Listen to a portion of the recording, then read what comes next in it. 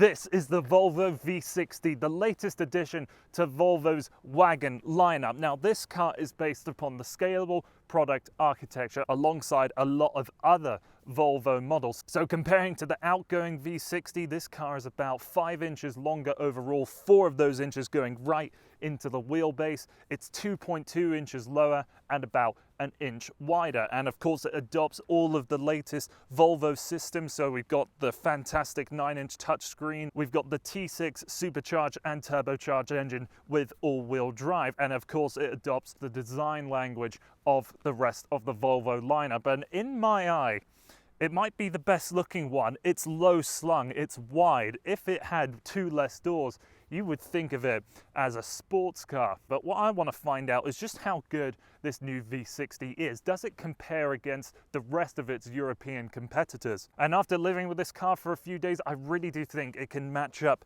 to the rest of its competition. So here's what we'll do. We'll go for a drive, we'll break down everything that I've learned about this car over the past few days, and then at the end of the video, I'll place it in my ranking system. So without further ado, let's go for a drive. Before I really start this review, I need to address something. As a Brit living in Canada, terminology of things are often screwed up in my vocabulary. At some points in this video, I'll call it an estate. At some points, I'll call it a wagon. Wherever in the world you are and whatever you call it, thank you for stopping by and watching this video. But a wagon and estate is the same thing. And this V60 is competing against the likes of the Audi A4 Allroad, the BMW 3 Series Touring, and the Mercedes-Benz C300 estate.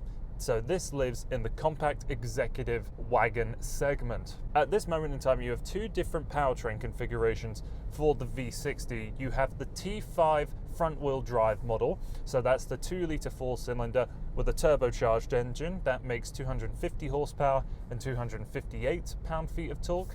Or you have this, the T6 all-wheel drive. So yes, all-wheel drive is included, but this is the turbocharged and supercharged 4-cylinder engine that produces 316 horsepower and 295 pound-feet of torque. And this is my first exposure to an engine such as this, and it's actually a really interesting thing to drive because you often hear a lot of strange noises, not disconcerting or harsh, but you'll get a little bit of whine from the supercharger, you'll get a little bit of whoosh from the turbo, and then a nice bass thrum of this 4-cylinder engine. And with that interesting combination of a supercharger and a turbocharger, you have that initial punch from the supercharged power, but then the turbocharger, it does come along, but it doesn't feel like it's another step along the way. It just kind of feels like the power is continuing and continuing to grow. Now, I actually really quite like this engine. It's mated to an 8-speed transmission that you can change with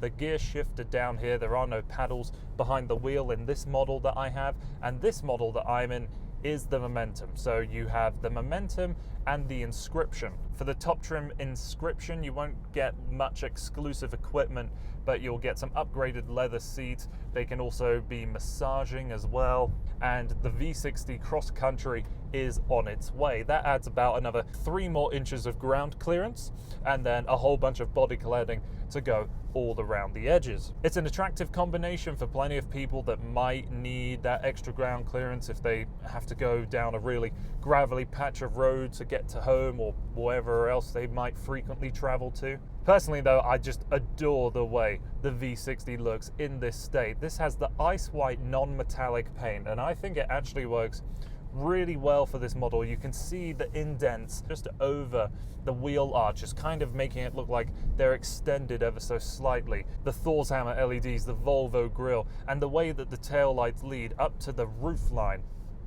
I think this could actually be the most successful implementation of Volvo's design language. It just works so well here. With the most basic V60, you actually start off with a fair amount of decent technology. You have the panoramic glass roof above me, you'll have the 9-inch touchscreen, and for the driver's display, it's a smaller 8-inch screen. Heated front seats, power folding headrests, and power folding seats all come along in that standard model as well, alongside a slew of Volvo's safety system technologies. In this model, it's been optioned up to include the Momentum Plus package, the Vision package and the Climate package. So that means I have a heated steering wheel, heated rear seats. The Plus package, it grants me the 12.3-inch digital display, the keyless entry, the kick to open tailgate, and the fog lights. Vision, that's your 360-degree camera, automatic parking, blind spot monitoring system. And then the last package that I don't have is the convenience package. Now this adds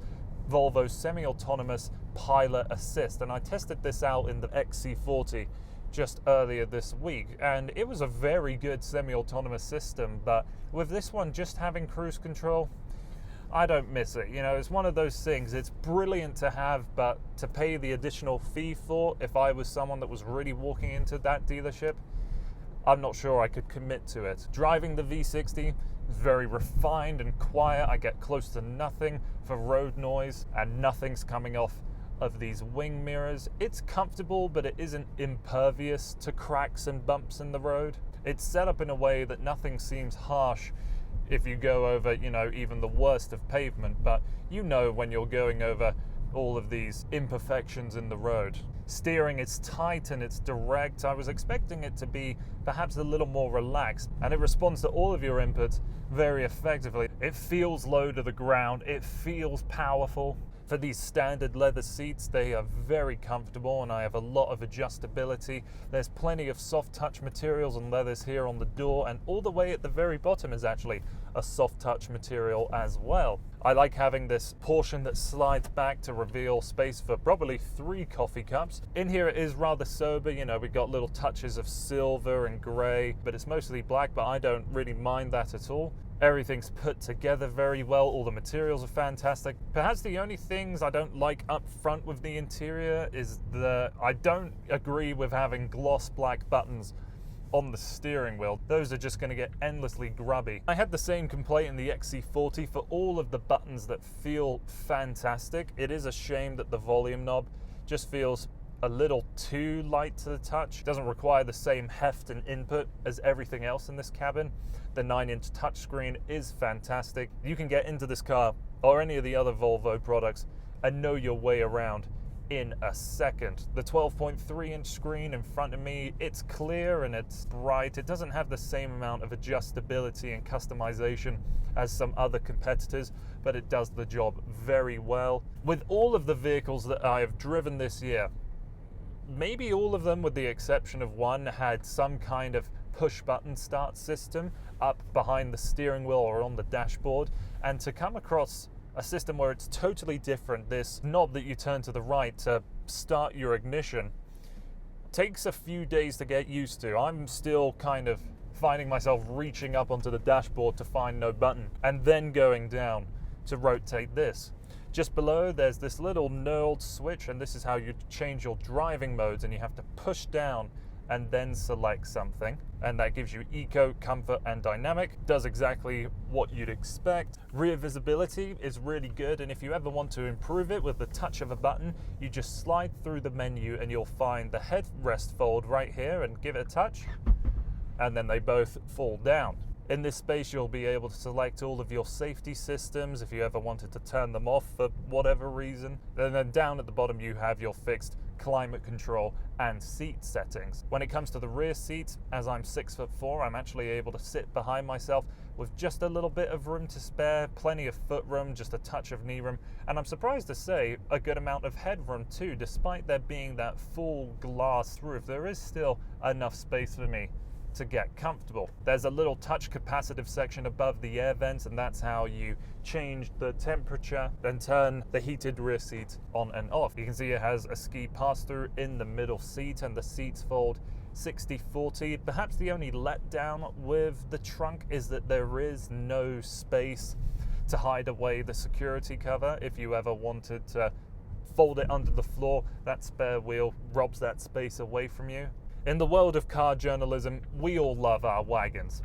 Everyone thinks in this industry that they're cool, and everyone outside of it, well, maybe not so much. And I think that is a rotten shame. I love this V60, and I like the equivalent XC60 as well.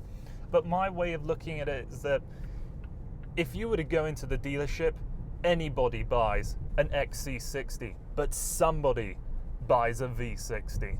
The V60 is an excellent all-rounder, and that's not just because it's a wagon. And as a car journalist, I really think that's important to say. I know we all love these things, and I know we don't see enough of them on the road. So every time that we do, it feels like quite a special occasion.